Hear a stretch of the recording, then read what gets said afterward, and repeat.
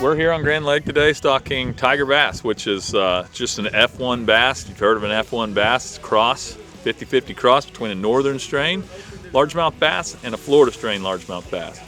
Grand Lake is one of those lakes that just produces an incredible amount of fish, and they grow to really good sizes really fast. But they're northern strain fish, so they don't have the potential to really push to that 10, 12, 13, 14 pound level.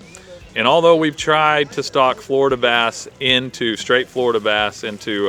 Grand Lake since the early 80s with our Florida bass stocking program here in Oklahoma, it's just too far north. Studies showed late 90s, early 2000s that if you were north of the 3,400 degree heating day line, you just probably weren't going to have success with Florida strain bass, and that's proven to be the fact.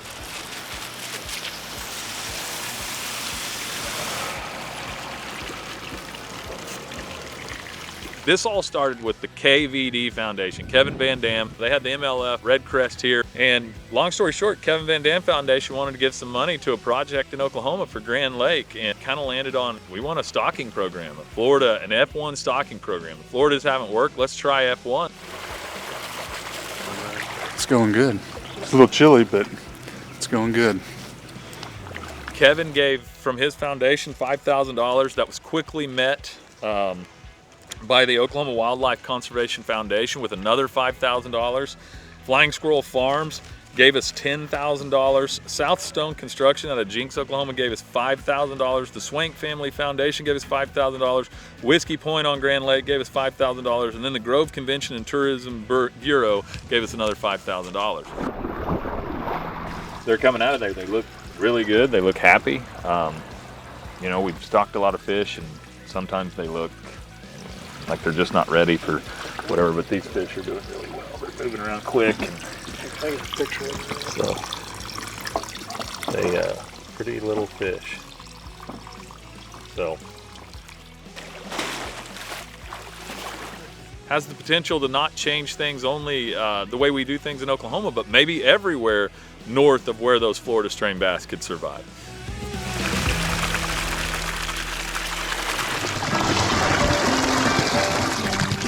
We're stocking 3 locations, 31,000 a piece, all good habitat in the backs of these creeks. Point in stocking only 3 locations and not sprinkling them around is 1, safety in numbers. 2, we want to be able to track these things.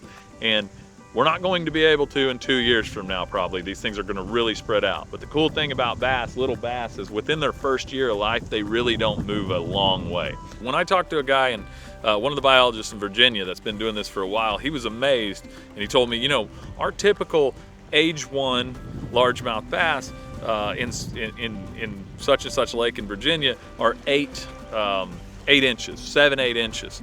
These fish, when they pulled the fin clips and the genetics came back, these tiger bass were 12 inches at age 1. So it's really up in the air how big these things will be next year, which, and at the end of the day, is not all that important.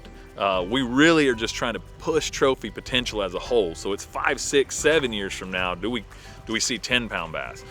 That's what we want to see. It is cool if we get some really crazy explosive growth out of the gates, but people, you know, anglers are excited about big fish.